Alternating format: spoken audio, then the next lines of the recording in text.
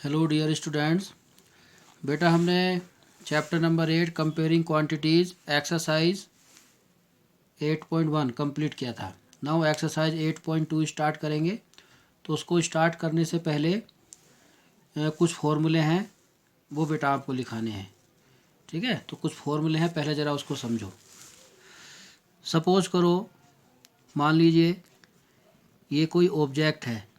Suppose करो book है, ये एक बुक है। इस बुक को आपने बाई किया, ख़रीदा इसको। मान लीजिए कितने में, ₹100 में आपने इसको ख़रीदा। फिर इस बुक को आपने सेल कर दिया, बेच दिया। मान लीजिए कितने का बेच दिया, ₹110 का आपने इसको बेच दिया। ठीक, तो बेटा 100 का आपने ख़रीदा था, 110 का बेच दिया। तो जितने में किसी ऑब्जेक्ट को हम खरीदते हैं उसको हम बोलते हैं कॉस्ट प्राइस। क्या कहेंगे, कॉस्ट प्राइस, और लिखते हैं CP, कॉस्ट प्राइस। और जिस कीमत पर हम किसी ऑब्जेक्ट को बेचते हैं उसको हम कहते हैं बेटा सेलिंग प्राइस, और लिखते हैं SP। ठीक है, अब देखो 100 का हमने ख़रीदा था, 110 का बेचा है, तो हमें फ़ायदा हुआ नुकसान हुआ? हाँ, गुड, प्रॉफिट हो गया। कितने का, ₹10 का प्रॉफिट हुआ। तो जब सेलिंग प्राइस ज़्यादा होता है तो प्रॉफिट होता है। ठीक, तो number 1, if selling price greater than cost price, अगर सेलिंग प्राइस कॉस्ट प्राइस से ज़्यादा हो, दैन वी गेट प्रॉफिट, तो हमें बेटा प्रॉफिट होता है। प्रॉफिट कहो और गेन भी कहते हैं। गेन और प्रॉफिट का मतलब एक ही है, और उसका फॉर्मूला क्या होगा, profit equal to selling price minus cost price. SP का मतलब सेलिंग प्राइस, CP मतलब कॉस्ट प्राइस। तो सेलिंग प्राइस में से कॉस्ट प्राइस को माइनस कर दो, आपका प्रॉफिट आ जाता है। और अगर if selling price less than cost price, अगर सेलिंग प्राइस कॉस्ट प्राइस से कम हुआ तो क्या होता है, हमें लॉस होता है। Then we get loss. और लॉस का फॉर्मूला क्या हो जाएगा, loss equal to cost price minus selling price. मान लीजिए जैसे ये 100 का हमने ख़रीदा था और इसको हमने ₹80 का बेचा होता तो हमें लॉस हो जाता ₹20 का। तो कॉस्ट प्राइस में से सेलिंग प्राइस को माइनस करने से लॉस आता है, और सेलिंग प्राइस में से कॉस्ट प्राइस को माइनस करके प्रॉफिट आता है। ठीक, नाउ नंबर 2। अब देखो प्रॉफिट का ये फॉर्मूला हो गया, सेलिंग प्राइस का ये हो गया। तो यहीं से हम सेलिंग प्राइस और कॉस्ट प्राइस के भी फॉर्मूले बना सकते हैं। सेलिंग प्राइस का फॉर्मूला होता है बेटा कॉस्ट प्राइस प्लस प्रॉफिट। जब प्रॉफिट होता है तो सेलिंग प्राइस का फॉर्मूला क्या होगा, कॉस्ट प्राइस प्लस प्रॉफिट। और सेलिंग प्राइस का ही दूसरा formula cost price minus loss. अगर लॉस हो रहा होगा तो माइनस करेंगे। ठीक, और कॉस्ट प्राइस का formula selling price minus profit,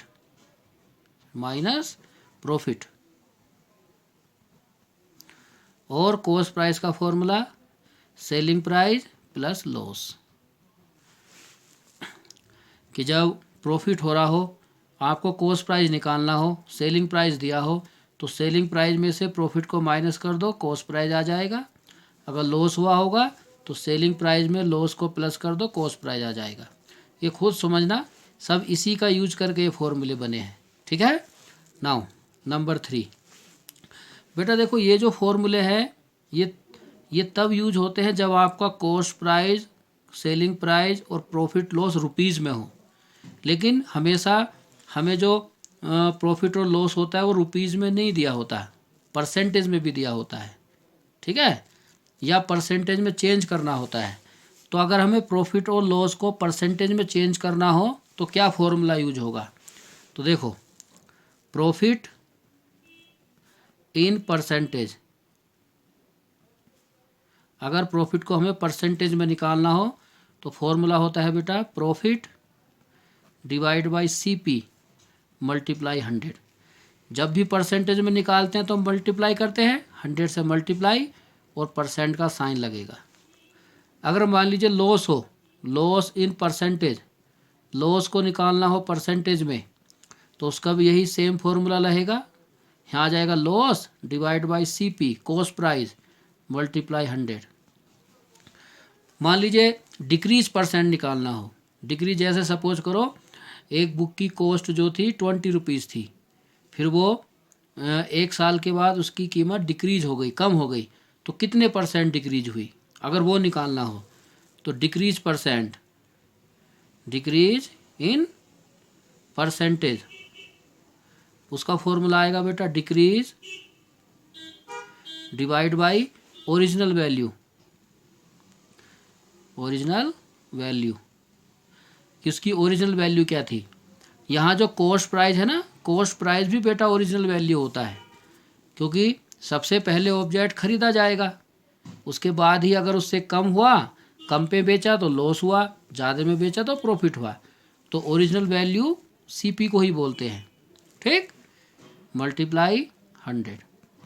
अगर मान लीजिए इंक्रीज परसेंट निकालना हो कि मान लीजिए बुक की कीमत 80 रुपीज़ थी, फिर उसकी कीमत बढ़ गई, इंक्रीज हो गई, तो कितने परसेंट इंक्रीज हुई, अगर वो निकालना हो इंक्रीज इन परसेंटेज, तो उसका फॉर्मूला होगा बेटा इंक्रीज, जितना भी इंक्रीज हुआ है डिवाइड बाय ओरिजिनल वैल्यू। ठीक, मल्टीप्लाई 100%।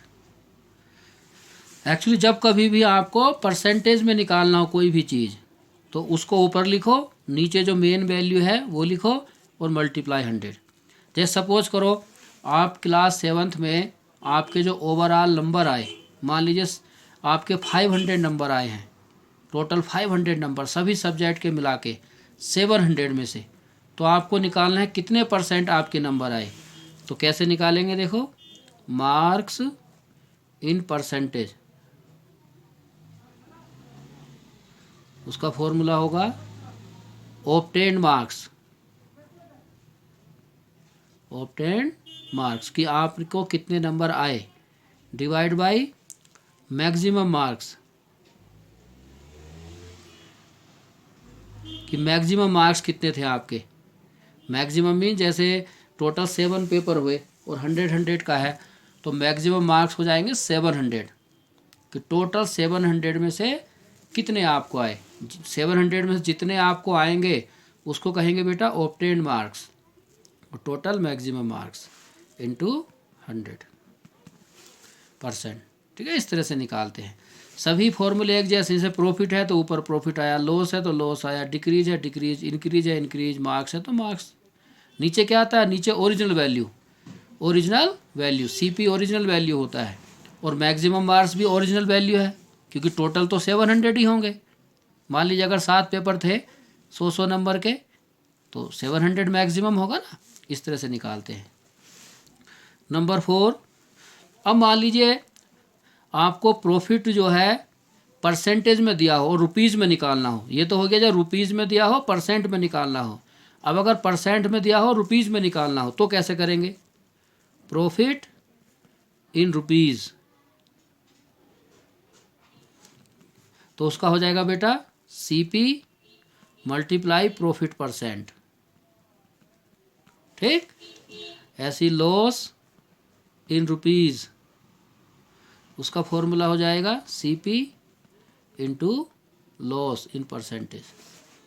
ठीक है, जब आपको परसेंटेज में दिया हो, रुपीज़ में निकालना हो तो। नंबर 5, जब आपको परसेंटेज और लॉस प्रॉफिट और लॉस दोनों परसेंटेज में दिया हो और आपको कॉस्ट प्राइस या सेलिंग प्राइस निकालना हो, तब कैसे करेंगे। तो देखो सेलिंग प्राइस का फॉर्मूला होता है selling price equal to 100 plus profit percentage. ठीक है, प्रॉफिट यहाँ लिखो percentage, profit percentage whole divide by 100 multiply cost price. और अगर सेलिंग प्राइस ही निकालना हो जब लॉस में दिया हो, तो 100 minus loss percentage divide by 100 into cost price. ठीक, लॉस है तो माइनस होता है, प्रॉफिट है तो प्लस हो जाता है। और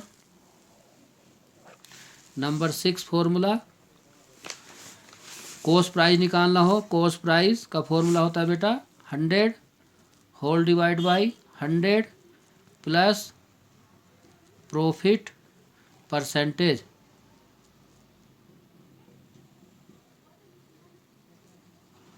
और आगे जगह नहीं, हाँ ही लिख लो, चलो मल्टीप्लाई बाई सेलिंग प्राइस। और ये पूरा ब्रैकेट में लिखना, एक साथ रहेगा। और कॉस्ट प्राइस का ही formula 100 multiply selling price whole divide by 100 minus loss percentage. ठीक, तो ये फॉर्मूला होता है। तो ये फॉर्मूले हैं, अच्छी तरह से बेटा इनको याद करना है। ये फॉर्मूले याद होंगे तो आगे हमें क्वेश्चन समझ में आएंगे। तो अच्छी तरह से याद करो, फिर इन्हीं का यूज करके हम एक्सरसाइज के क्वेश्चन करेंगे। कुछ फॉर्मूले से करेंगे, कुछ समझ के करेंगे कैसे करना है। ठीक है, ओके, थैंक यू बेटा।